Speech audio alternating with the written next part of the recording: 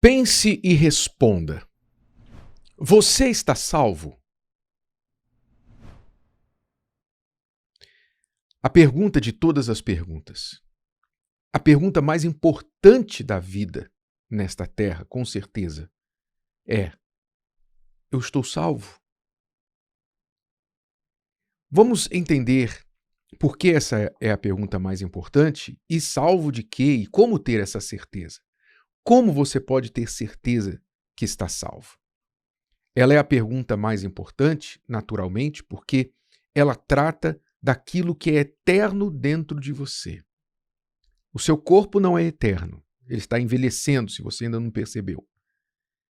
Ele vai morrer, ele vai voltar ao pó. Seu corpo não é eterno.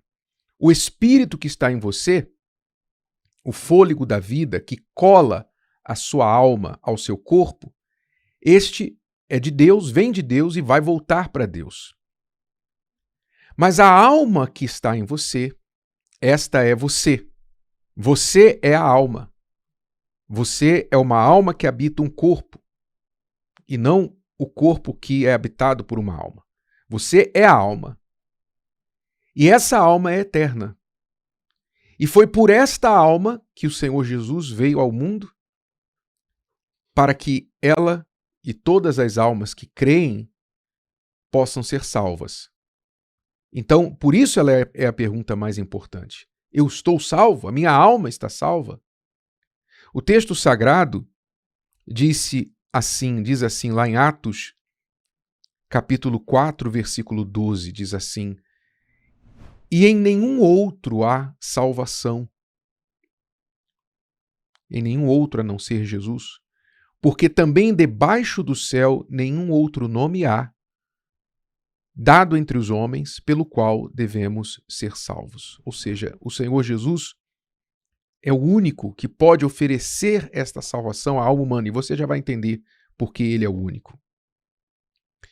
Em João 3,17 também diz assim: porque Deus enviou o seu Filho ao mundo, não para que condenasse o mundo, mas para que o mundo fosse salvo por ele.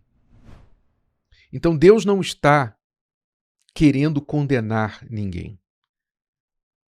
Quando as pessoas forem condenadas, elas serão condenadas não por Deus, mas pela própria incredulidade delas.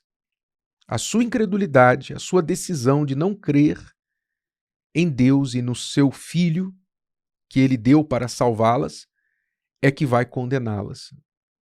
Jesus falou isso, ele disse assim aos seus discípulos, últimas palavras dele antes de subir aos céus, quando ele esteve aqui na terra, ele disse assim: ide por todo o mundo, pregai o evangelho a toda criatura. O evangelho são as boas notícias da salvação. O evangelho é exatamente anunciar como as pessoas podem ser salvas. O plano de salvação de Deus, que é o que eu estou falando para você agora. Eu estou anunciando agora o evangelho a você. Então Jesus disse: ide por todo mundo, pregai o evangelho a toda criatura. Quem crer e for batizado será salvo, Jesus disse. Mas quem não crer será condenado. Logo, a condenação vem pela falta de crer, falta de fé no evangelho. A pessoa não creu no evangelho. Então, ela mesma, pela sua falta de crença, se condenou. Muito bem. Então, a pergunta é, primeiro, salvo de quê? Salvo de quê? Salvo do que aguarda todos aqueles que vão morrer nos seus pecados. O que aguarda os que vão morrer nos seus pecados? O que aguarda é a eterna separação de Deus. Não é a morte em si, como as pessoas pensam hoje. Pelo menos é a morte, mas não como as pessoas pensam. Porque hoje as pessoas entendem morte como o fim. Morreu, acabou, né? Na expressão popular. Morreu, acabou. Então as pessoas pensam que morte é o fim, e não é. A palavra morte na Bíblia não significa fim. A palavra morte na Bíblia significa separação. Então você morre, por exemplo, quando um ente querido morre, uma pessoa da família morre, se você já perdeu um familiar para a morte, o que aconteceu? Você foi separado daquela pessoa, ela foi separada de você. E é isso que dói, né? O ser humano ele não foi criado para morrer, ele não sabe lidar muito bem com a morte, porque quantas pessoas, quando perdem uma pessoa da família, elas não conseguem continuar vivendo, vivem um luto eterno. Elas não se conformam com a perda, quer dizer, com a separação daquela pessoa. A ideia, eu nunca mais vou ver aquela pessoa, eu nunca mais vou ouvir a voz dela, eu nunca mais vou abraçá-la. Sabe, aquela pessoa foi arrancada de você. A morte a separou de você. Então, a morte é separação. E se você pensar no que aconteceu lá no jardim do Getsemane, quando Jesus, o texto sagrado fala que Jesus sofreu pavor, a sua alma estava profundamente triste até a morte. O que estava acontecendo ali? A angústia de Jesus, o pavor dele, era sobre o quê? O que ele temia? Por que ele estava triste? Era pela surra que ele iria levar nas próximas horas? A morte brutal que ele iria sofrer na cruz? Eu até posso entender que isso também fez parte. Mas isso passaria rápido. Isso passaria rápido. E muitas pessoas morrem mortes até piores do que a cruz. Não é? Há pessoas que são queimadas vivas, as pessoas que, enfim, passam todo tipo de morte que não cabe aqui dizer.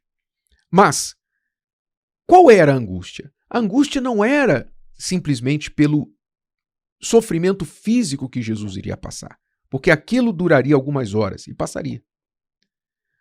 O maior pavor do Senhor Jesus era o seguinte: Deus, que nunca morreu, que é eterno, que é a fonte da vida, iria morrer. O Filho iria ser separado pela morte do Pai, da Trindade. O Filho seria separado, arrancado do Pai e do Espírito Santo. Para a gente ter uma ideia assim bem vaga, bem distante, mas ainda parecida, do que isso significava para o Senhor Jesus e para a Trindade, para o Pai, o Filho e o Espírito Santo, imagine por um momento que você tem um filho no colo, 2 anos, 3 anos de idade. Você está com seu filho no shopping, na feira, na rua, em algum lugar público, e alguém vem, um bandido vem, e arranca o seu filho dos seus braços e sai correndo. E você não tem como alcançar aquela pessoa. Seu filho é roubado de você.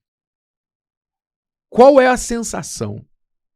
Eu me lembro que, quando uma vez nós estávamos numa viagem em Israel, o nosso filho, ele não foi roubado, mas ele se perdeu no meio da multidão. Ele se perdeu.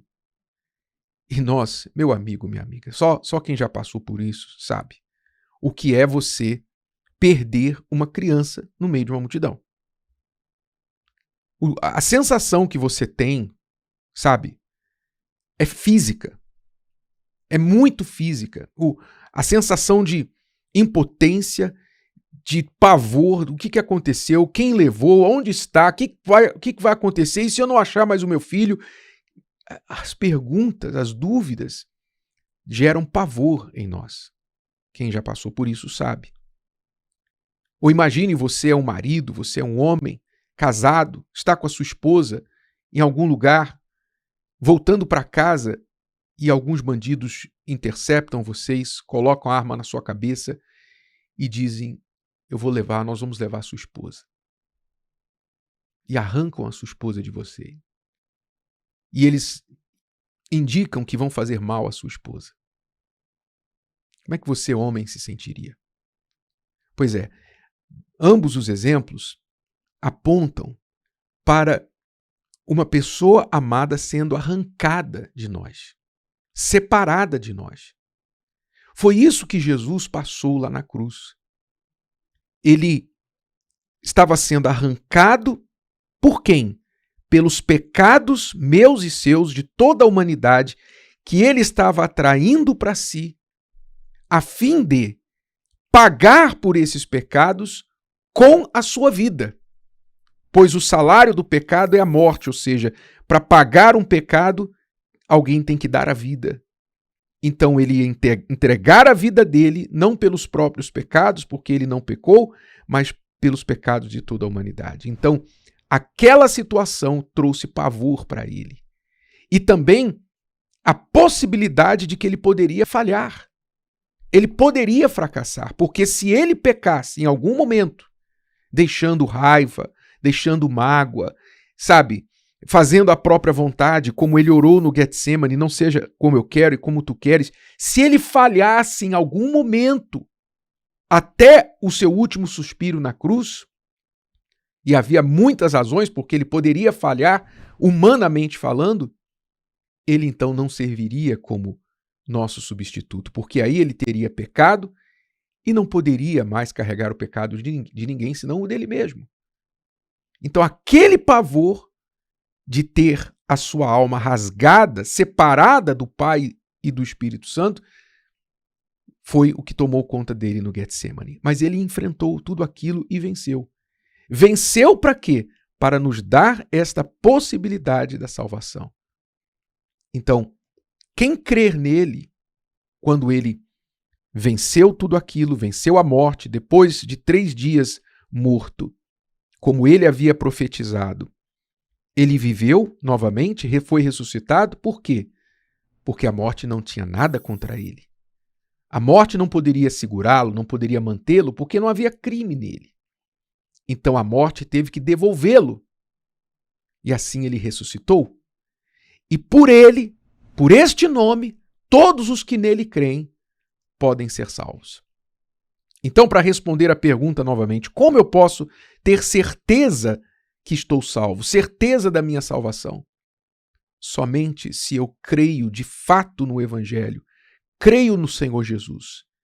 Já entreguei a Ele a minha alma, já decidi me arrepender, me batizar nas águas, como Ele mesmo disse, quem crer e for batizado será salvo. Então eu criei, me batizei, quer dizer, deixei os meus pecados, me arrependi dos meus pecados, entreguei a minha vida para Ele e decidi a partir de então viver em obediência à palavra dele. E se assim eu me mantenho todos os dias, então eu tenho paz. A minha consciência me dá paz. E pela confiança nele, no nome dele, eu tenho a certeza da salvação. Se isso não aconteceu com você, se não há uma certeza da salvação da sua alma dentro de você, é porque você ainda não resolveu esse problema, não colocou a sua fé, a sua confiança no Senhor Jesus. Não decidiu depositar a confiança da sua salvação, o destino da sua alma nas mãos do Senhor Jesus. E se você ainda não o fez, você não tem paz. A morte para você é um pavor, porque você ainda está devendo. A morte vai trazer a fatura para você. E se você ainda não aceitou aquele que já pagou essa fatura, você está em dívida. E a conta será altíssima. A eterna separação da sua alma de Deus, por toda a eternidade, num lago de tormento, fogo e enxofre. E foi desse lago, foi dessa morte eterna que Jesus veio salvá-lo. E aí, o que é que você vai fazer com essa proposta que a palavra de Deus nos dá? O que é que você vai fazer com o Evangelho? Você vai crer nele, abraçá-lo, vai se batizar nas águas se ainda não foi e passar a viver a sua vida de acordo com as palavras dele? Ou você vai deixar passar e pagar para ver? Se o vídeo de hoje te ajudou, você conhece alguém que vai ser ajudado por essa mensagem, passe adiante. E se você ainda não inscreveu aqui no canal, inscreva-se agora. Até a próxima.